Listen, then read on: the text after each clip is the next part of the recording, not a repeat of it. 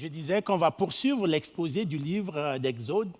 Et jusqu'à présent, on a quand même couvert un certain nombre de chapitres dans le livre d'Exode et on va le poursuivre. Et ce matin particulièrement, on va poursuivre le bras de fer qu'on a déjà commencé entre le peuple de Dieu, en particulier Moïse et Pharaon.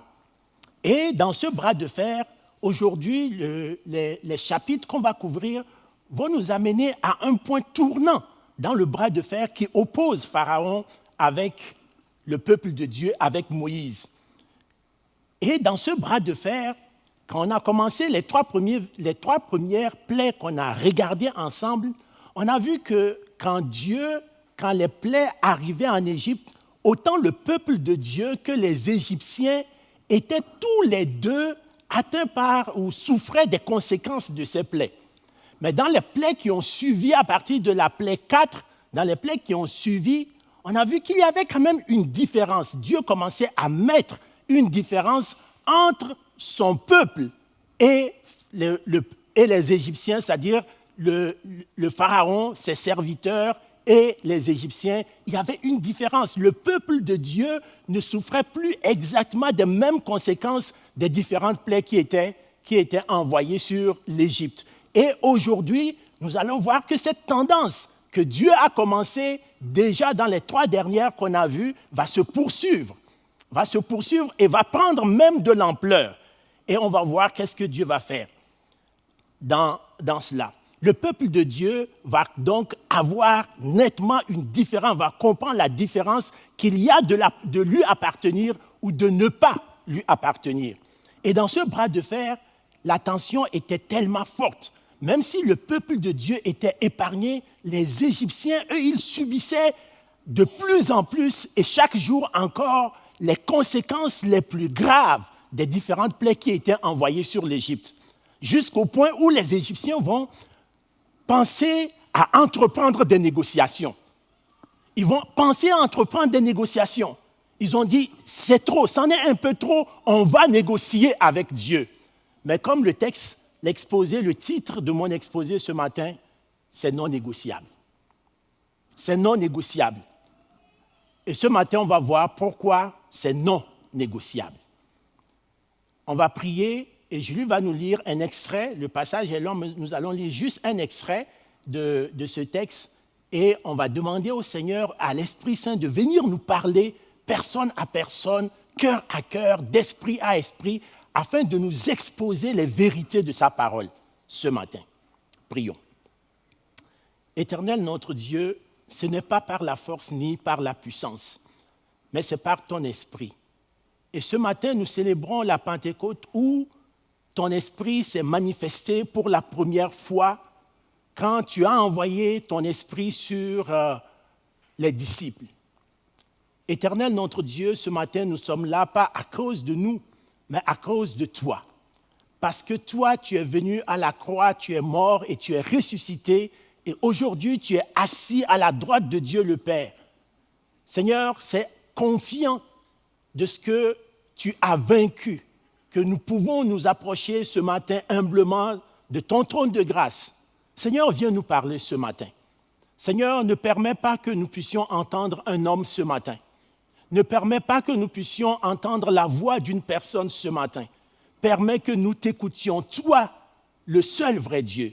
Viens, Seigneur, parler à nos cœurs. Viens parler à notre esprit. Tu sais tout ce dont nous avons besoin, chacun individuellement, chaque personne ici présente. Seigneur, c'est un rendez-vous divin que tu as pris avec chacun d'entre nous. Viens nous parler pour la gloire de ton nom.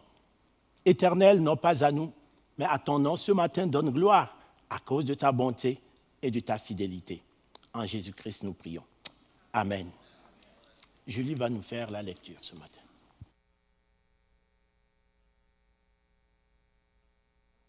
Ce matin est dans Exode chapitre 10, les versets 1 à 20, dans la nouvelle édition de Genève.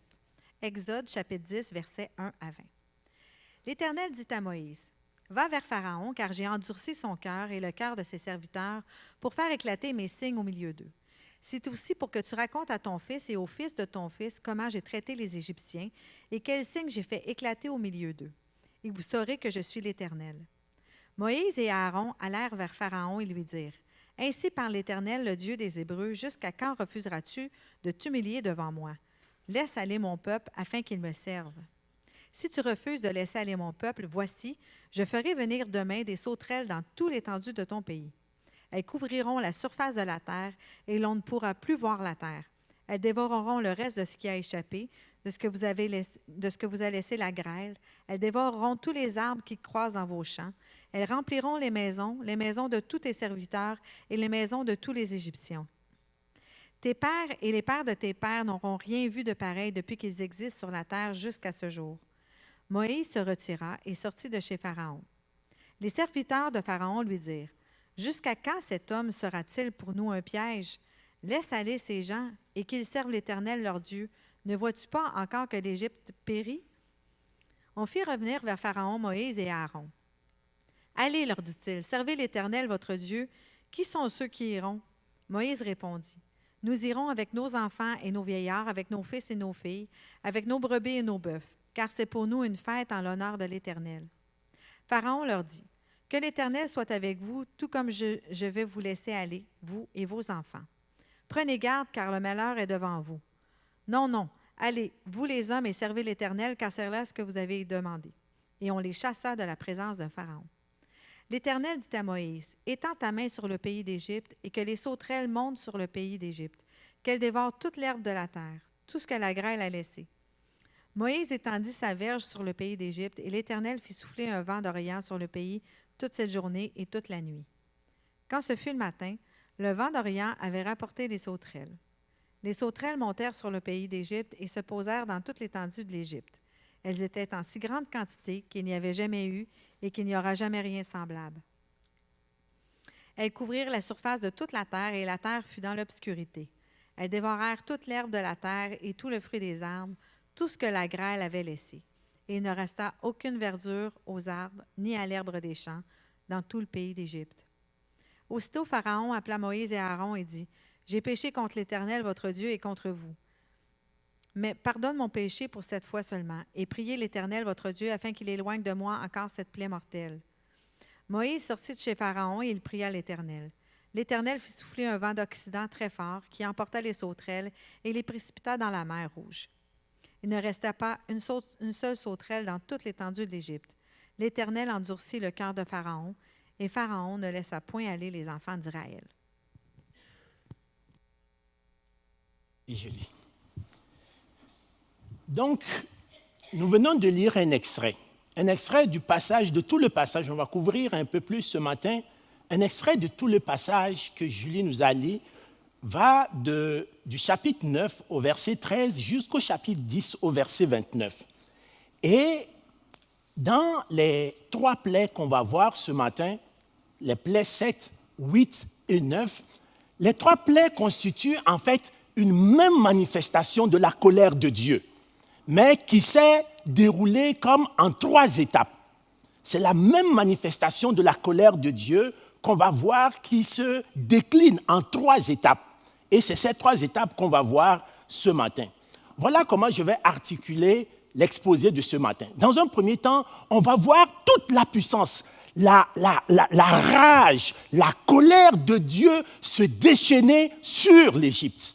Et on va voir cette manifestation de la puissance destructrice de Dieu se manifester en Égypte. Et ensuite, on va s'arrêter dans la deuxième partie et on va se poser une question. Face à ce déferlement de puissance, face à ce déferlement de la colère de Dieu, quelle va être la réponse du peuple égyptien? Quelle va être la réponse de Pharaon? Quelle va être la réponse de ses serviteurs? Voici, bien-aimés, comment je résumerai l'exposé de ce matin. Face à la toute-puissance et à la souveraineté de Dieu, aucune négociation n'est possible. Soumission ou condamnation, fais ton choix. Face à la toute-puissance et à la souveraineté de Dieu, aucune négociation n'est possible. Soumission ou condamnation, fais ton choix. D'abord, la première partie, cette puissance de la colère de Dieu qui déferle littéralement sur l'Égypte. La colère de Dieu s'est abattue sur l'Égypte, comme je vous disais tantôt, en 3 temps. de façon à montrer toute sa grandeur. Mais quand Dieu déverse sa colère, il ne le déverse pas de façon aveugle. Dieu prend soin d'avertir son peuple. Dieu prend soin d'avertir même les personnes envers qui sa colère est retournée. Et Dieu le fait toujours, même aujourd'hui. Dieu ne déverse jamais ou n'agit jamais, ne sévit jamais envers qui que ce soit sans au préalable prendre le temps de l'avertir. Et mieux encore, Dieu va prendre le temps de bien insister de façon à ce que nous comprenions quelle est la volonté de Dieu, qu'est-ce que Dieu attend de nous. Un avertissement solennel. Dieu, dans les premiers versets, va clairement cibler à qui s'adresse, vers qui et contre qui sa colère va s'adresser. On le voit déjà dans le chapitre 9, les versets 14 à 18, il est écrit « Car cette fois-ci, je vais envoyer toutes mes plaies contre ton cœur, contre tes serviteurs et contre ton peuple, afin que tu saches que nul n'est semblable à moi sur toute la terre. Si j'avais étendu ma main et que j'étais frappé par la mortalité, toi et ton peuple, tu auras disparu de la terre. Mais je t'ai laissé subsister, afin que tu vois ma puissance et que l'on publie mon nom sur toute la terre. Si tu t'élèves encore contre mon peuple, et si tu ne le laisses pas aller, voici, je ferai pleuvoir demain, à cette heure, une grêle tellement forte qu'il n'y en a point eu de semblable en Égypte depuis le jour où elle a été fondée jusqu'à présent. Exode 9, 14 à 18. Dieu identifie clairement dans ce passage qui sont les cibles de sa colère. Dieu n'est pas en train de mener une vendetta contre toute la planète.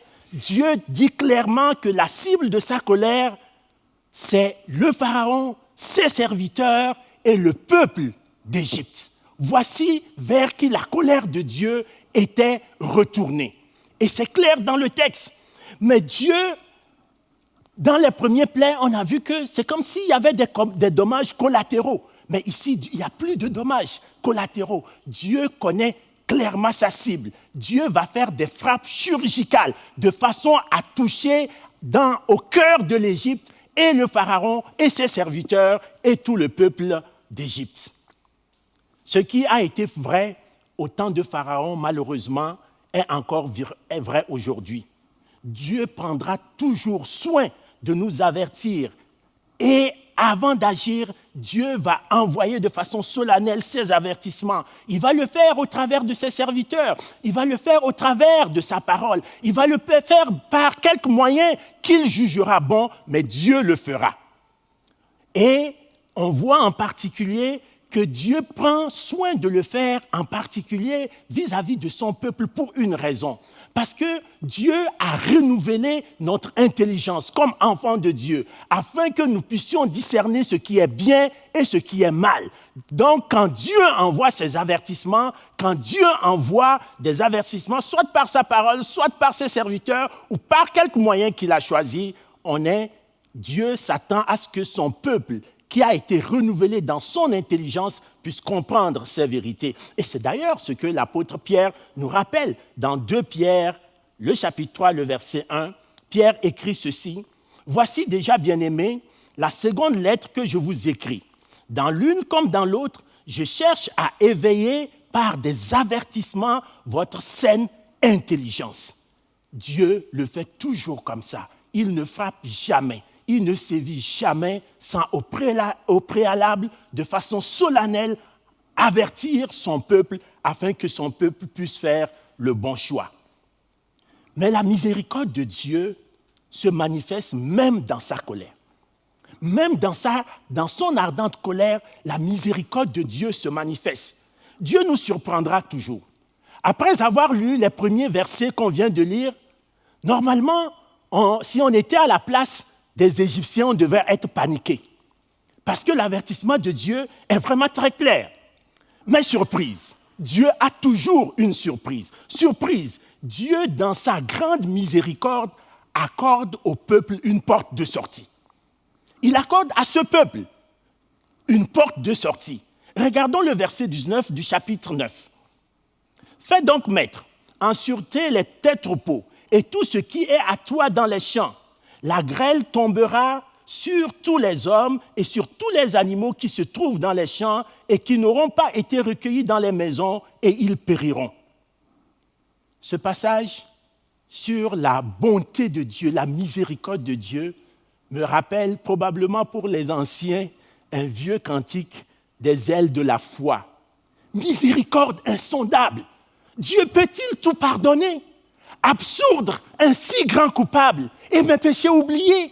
C'est quelqu'un qui se pose cette question. Et il a raison, il a droit de se poser cette question. Dieu peut-il tout pardonner? Oui. Oui, bien-aimé, Dieu peut tout pardonner. Dieu peut tout pardonner et Dieu était prêt à faire des concessions et à démontrer sa miséricorde envers le peuple de Dieu, non seulement envers le peuple de Dieu, mais aussi envers tous les Égyptiens qui auront obéi à sa parole. Dieu était prêt à faire cette concession. Bien-aimés, vous ne serez jamais trop coupable aux yeux de Dieu. Vous ne serez jamais trop rebelle aux yeux de Dieu au point que Dieu déclare que vous êtes irrécupérable.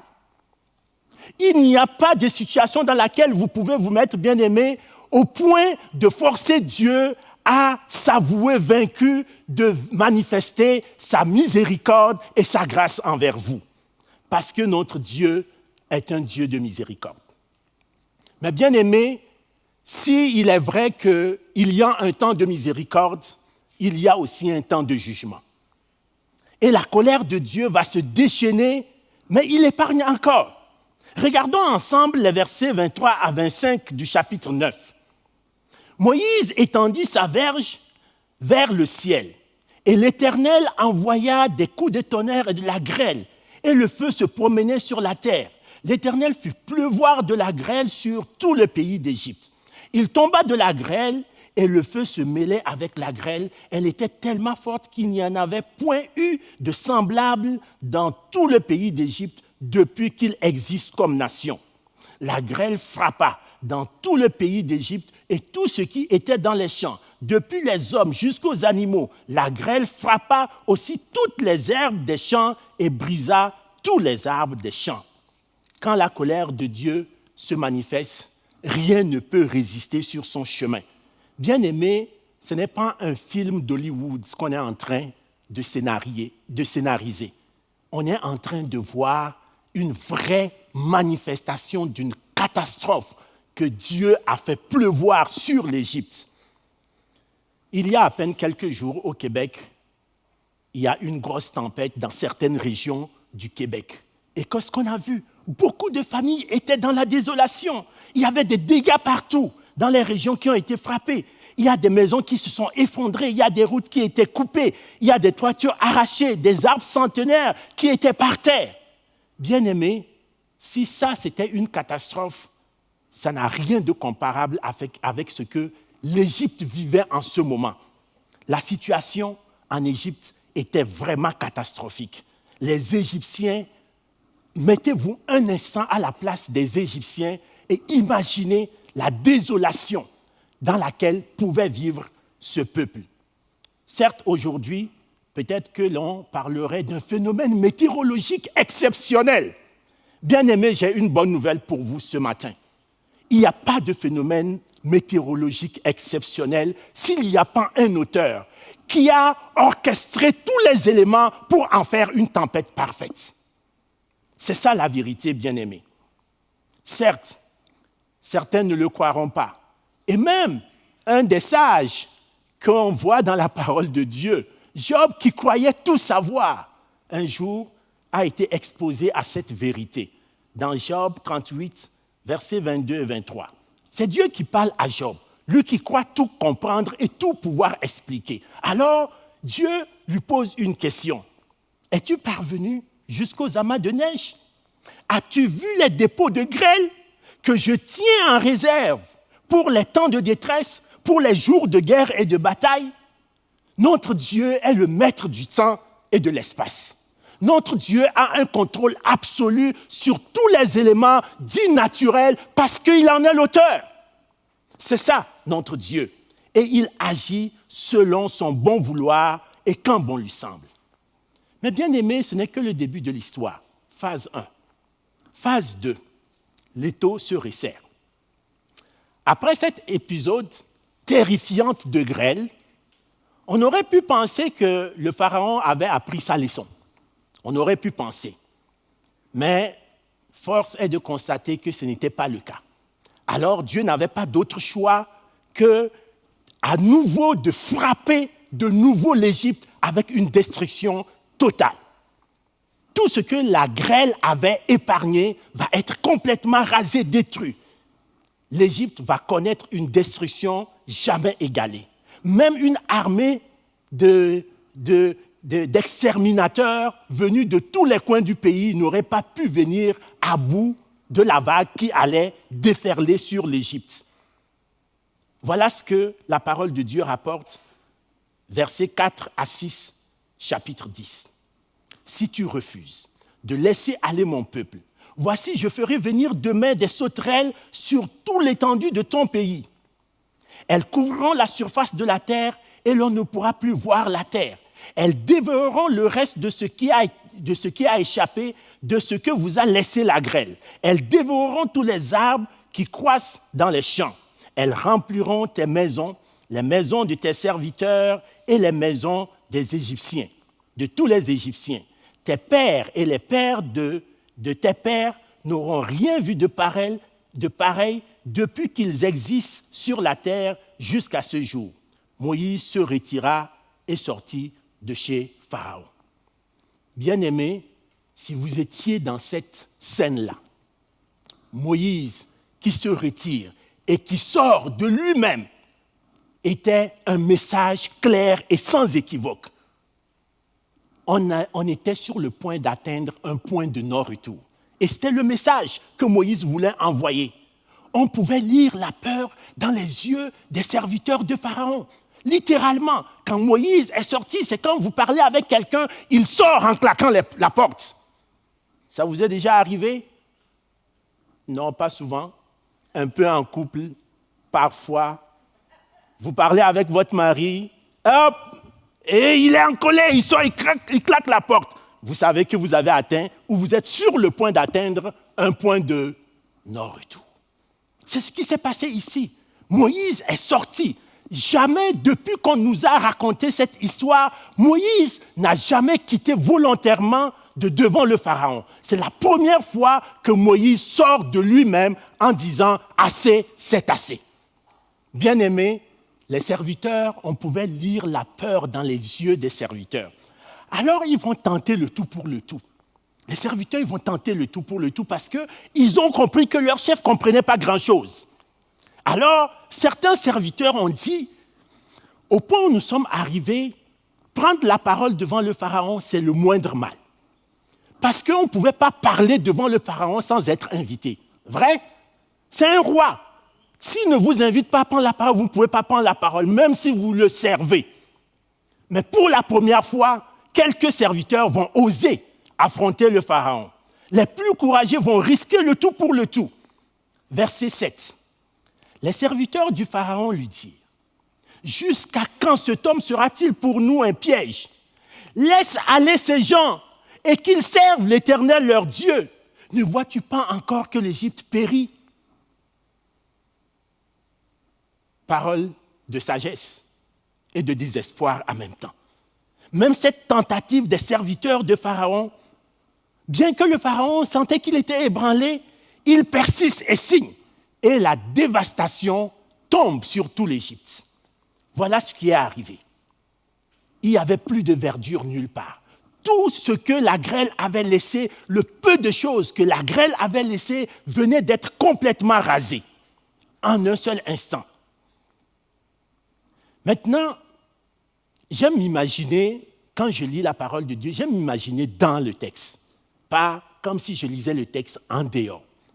Maintenant, allons-y ensemble en Égypte. Voulez-vous? Allons ensemble en Égypte. Vous, vous êtes Égyptiens. Vous venez d'être frappés par la grêle. Et comme si ça ne suffisait pas, les sauterelles sont venues tout détruire. Sauf que quand vous regardez un peu au loin, tu étais encore vers du côté de chez les enfants d'Israël. C'est quoi? Ils ne comprenaient rien. Ils ne comprenaient rien. La maison voisine, tout était parfait encore. Il n'y avait rien, rien n'avait été détruit. Est-ce que vous n'auriez pas une petite idée en tête? Ce sont vos esclaves, hein? Est-ce que vous n'auriez pas une petite idée de faire un tour chez eux dans leur maison et prendre ce dont vous avez besoin, vu que vous n'avez plus rien? Cette idée probablement a effleuré l'esprit de tous les Égyptiens. C'est pourquoi Dieu va envoyer la 9e plaie. 9e plaie, il n'y a plus d'échappatoire. Dieu coupe toute possibilité aux Égyptiens de pouvoir faire quelque réaction que possible. Voilà ce que la Bible nous rapporte dans les versets 22-23.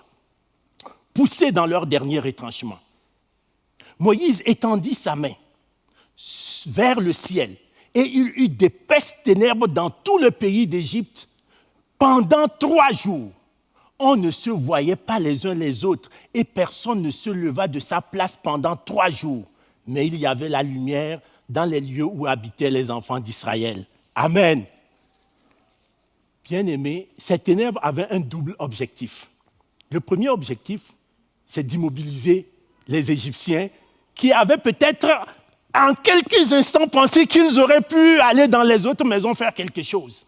La Bible dit qu'ils ne pouvaient pas bouger. Pendant 3 jours, personne ne pouvait bouger de sa place. Mais ces ténèbres aussi étaient le symbole de la noirceur spirituelle dans laquelle l'Égypte entier, le Pharaon, ses serviteurs et tout son peuple étaient plongés. Bien-aimés, malheureusement, notre monde aujourd'hui aussi connaît cette réalité. Si Pharaon et son peuple étaient plongés dans ces ténèbres, c'est parce qu'ils avaient refusé la lumière que Dieu voulait leur donner. Ils avaient dénigré par désobéissance, par insoumission, la lumière qui était venue de Dieu. Et notre monde aujourd'hui connaît la même réalité parce que nous préférons les ténèbres à la lumière. Voilà ce que l'évangile de Jean au chapitre 3, le verset 19 nous rapporte. Et ce jugement, c'est que la lumière étant venue dans le monde, les hommes ont préféré les ténèbres à la lumière parce que leurs œuvres étaient mauvaises. Christ est la lumière du monde. La Bible nous dit que c'est la véritable lumière qui, en venant dans le monde, éclaire tout homme. À tous ceux qui l'ont reçu, à ceux qui croient en son nom, il leur a donné le pouvoir de devenir enfants de Dieu. Et c'est ce que vous êtes, et c'est ce que je suis, et c'est ce que nous sommes. Amen. Parce que nous avons préféré cette lumière que de désobéir et d'être dans les ténèbres. Bien-aimés, voilà qui sommes-nous. Maintenant, quand on voit toutes les 3 phases de la manifestation de la colère de Dieu, la grêle, les sauterelles, les ténèbres, on peut maintenant essayer d'imaginer quelle va être la réponse de Pharaon et de ses serviteurs et de son peuple. Ils vont répondre quoi à tout ça? À cette puissance qui a déferlé sur eux. Regardons ensemble quelle doit être notre réponse, quelle doit être ta réponse face à la souveraineté de Dieu. Force est de constater que l'attitude de Pharaon nous paraît insensée, n'est-ce pas? On aurait pu penser, il aurait pu comprendre, le message semblait clair. Mais force est de constater qu'aujourd'hui encore, même à l'instant où on se parle, partout dans le monde, on peut constater que nous avons cette attitude comme enfants de Dieu, comme tout simplement être humain, nous avons cette attitude face à la souveraineté de Dieu, surtout quand il est question de soumission et d'obéissance. Bien-aimés, la négociation n'est pas une option. Le premier réflexe de Pharaon a été de négocier. Nous sommes tellement convaincus que nous sommes tellement intelligents que nous pouvons, grâce à notre sagesse, peut-être faire plier Dieu un peu de notre côté. Nous pensons que nous pouvons entamer des pourparlers avec Dieu dans différentes situations. Mieux encore, nous estimons que nous avons même une carte dans notre manche à laquelle Dieu ne peut pas résister. Un atout que Dieu ne pourra pas refuser. Alors Pharaon va faire la même chose. Il va tenter sa chance. Il propose à Dieu de conclure un marché. Fin des hostilités contre libération de ton peuple. C'est le premier marché que Pharaon propose à Dieu. Regardons le verset 28, chapitre 9. Voilà ce que Pharaon dit. Il dit, c'est donnant-donnant. Priez l'Éternel pour qu'il n'y ait plus de coups de tonnerre, ni de grêle, et je vous laisserai aller et l'on ne vous retiendra plus.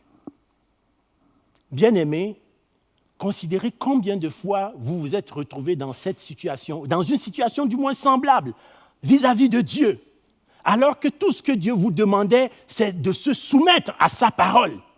Comme Pharaon, nous sommes souvent convaincus de notre coup que nous tentons de négocier avec Dieu. Mais malheureusement, il n'y a pas de négociation. Pas de négociation possible. Qu'à cela ne tienne, souvent, cela ne nous refroidit pas. Nous avons toujours un joker. Nous avons toujours un joker que nous pouvons faire jouer. Alors, Pharaon tente aussi son joker. Il va tenter d'être plus malin que Dieu. Je ne sais pas si cette phrase dit quelque chose. Être plus malin que Dieu. Versets 10 à 11. Chapitre 10. Pharaon leur dit, « Que l'Éternel soit avec vous. Comme je vais vous laisser aller, vous et vos enfants, prenez garde, car le malheur est devant vous. Non, non, non, non. Allez, vous les hommes, et servez l'Éternel, car c'est là ce que vous avez demandé. » Et l'on les chassa de la présence de Pharaon. Bien-aimés, le Pharaon tente une technique. C'est la technique de confusion. Je ne sais pas si vous la connaissez, c'est le oui-non. C'est une technique qui a fait ses preuves avec les enfants. Moi, mes filles me connaissent assez bien. Moi, j'ai cette technique-là. Quand elles me demandent quelque chose, quand je réponds, on va voir. Le on va voir, c'est la technique du oui-non. C'est-à-dire que vous dites oui pour faire croire que vous êtes d'accord, et un instant d'après, vous dites non. Donc, la personne est dans la confusion. Il ne sait plus si vous avez dit oui ou non. Alors, Pharaon a tenté sa chance. Donc, Pharaon dit, OK, non, allez-y, vous les enfants et tout le peuple, oh, oui, vous pouvez aller. Et non, non, non, non, non, vous n'irez nulle part. C'est juste les hommes qui vont y aller. Bien-aimé, la technique du oui-non. Et pourtant, la Bible est claire. Que ton oui soit oui. Et que ton non soit ce qu'on y ajoute vient du bien-aimé. Pharaon l'a appris à ses dépens. Mais ça ne s'arrête pas là. Pharaon appela Moïse, verset 24 du chapitre 10. Pharaon appela Moïse et dit, « Allez, servez l'Éternel. Il n'y aura que vos brebis et vos bœufs qui resteront. Vos enfants pourront aller avec vous. » Bizarre. Maintenant, Pharaon fait une concession. C'est la première réelle concession que Pharaon fait. Vous pouvez aller avec vos femmes et vos enfants, sauf votre troupeau. Et si vous n'étiez pas convaincu de la mauvaise foi de Pharaon, voici la preuve. Comment voulait-il qu'ils aillent faire des sacrifices à l'Éternel sans leur troupeau? C'était simplement une autre manière bizarre de dire « je ne vous autorise pas à y aller ». Pharaon a plus d'un tour dans son sac. Si ça n'a pas fonctionné, il va utiliser d'autres techniques. Technique que j'appelle une reconnaissance du bout des lèvres. On le voit dans le chapitre 9, verset 27 et le verset 34. Voici ce que le Pharaon déclare. « J'ai péché, nous sommes coupables. » Le Pharaon fit appeler Moïse et Aaron et leur dit, « Cette fois, j'ai péché. C'est l'Éternel qui est le juste. Et moi et mon peuple, nous sommes les coupables. » Verset 34. Pharaon, voyant que la pluie et la grêle et les coups de tonnerre avaient cessé, continua de pécher et il endurcit son cœur, lui et ses serviteurs. Waouh! Si vous aviez juste lu la première partie du texte, vous auriez dit, quel homme sage. J'ai péché. Nous sommes coupables. Moi et mon peuple, nous sommes coupables. Quelle sagesse, quelle humilité. Mais quand on voit la fin du texte, on comprend quelle était les vraies intentions de Pharaon. Mais la déclaration suivante est encore plus éloquente. Et vous direz même, ça c'est un homme rempli de lucidité et de sagesse. Versets 16 et 17, chapitre 10. Aussitôt, Pharaon appela Moïse et Aaron et dit, « J'ai péché contre l'Éternel, votre Dieu, et contre vous. Mais pardonne mon péché pour cette fois-ci seulement, et priez l'Éternel, votre Dieu, afin qu'il éloigne de moi encore cette plaie mortelle. » Waouh, il avait enfin compris. Diriez-vous, il avait enfin compris. Mais bien aimé, Dieu n'est pas dupe. Dieu ne se contente pas de nos belles paroles. Nous pouvons faire la prose. Nous pouvons même faire de la poésie si ça nous tente. Nous pouvons même chanter si cela nous tente. Sauf que Dieu sonde les cœurs et les reins. Dieu sonde nos cœurs. Ce n'est pas nos paroles qui importent aux yeux de Dieu, mais Dieu voit notre cœur. Il sonde nos cœurs et nos reins. Il sait mieux que quiconque que même son peuple parfois l'honore seulement des lèvres, mais son cœur est éloigné. Mais son cœur est éloigné. Voilà le rappel que la parole de Dieu nous fait dans Galates 6, 7 à 8. Ne vous y trompez pas. Ne vous y trompez pas. On ne se moque pas de Dieu. Ce qu'un homme aura semé, il le moissonnera aussi. Celui qui sème de sa chair moissonnera de la chair la corruption. Et celui qui sème pour l'esprit moissonnera de l'esprit la vie éternelle. Dieu ne veut pas un cœur qui le reconnaît seulement du bout des lèvres. Dieu veut un cœur entier, un cœur total. Et cette fois-ci encore, Pharaon va l'apprendre à ses dépens. Pharaon pensait qu'il avait plusieurs options. Il en a tenté quelques-uns que nous venons de voir. Mais en réalité, Pharaon n'avait pas plusieurs options. Il n'avait qu'une seule option, un seul choix, soumission ou auto-condamnation. C'était les seuls choix qui étaient devant Pharaon. Certains serviteurs de Pharaon, ils ont très vite compris la leçon, dès le début. Certains ont saisi l'opportunité que Dieu leur offrait de faire un choix éclairé au début du texte qu'on a lu ce matin. Regardez avec moi, chapitre 10, le verset 20. Ceux des serviteurs de Pharaon qui craignirent la parole de l'Éternel firent retirer dans leur maison leurs serviteurs et leurs troupeaux. Waouh! Il y en a qui ont obéi. Il y en a qui ont compris la leçon. Il y en a qui ont obéi. Certains serviteurs, on n'a pas dit des serviteurs de l'Éternel, ce sont des serviteurs de Pharaon qui craignaient la parole de l'Éternel. Ils ont obéi au commandement que Moïse a donné. Et à cause de cela, cette plaie n'a pas touché certains Égyptiens parce qu'ils avaient obéi. Quelle porte ouverte sur la grâce pour toutes les nations. Même au cœur de la tempête en Égypte, Dieu avait un plan et était prêt à sauver les Égyptiens contre qui sa colère était retournée. Waouh! Un Dieu de miséricorde. Un Dieu de miséricorde. Mais le Pharaon, lui, va choisir une voie différente, la désobéissance, l'autocondamnation. Regardez les versets 28 et 29. Pharaon dit à Moïse, « Sors de chez moi, garde-toi de paraître encore en ma présence, car le jour où tu paraîtras en ma présence, tu mourras. » Parfait. Tu l'as dit, répliqua Moïse, « Je ne paraîtrai plus en ta présence. » Je laisserai le pasteur Yannick compléter la semaine prochaine. Qu'est-ce qui va arriver après?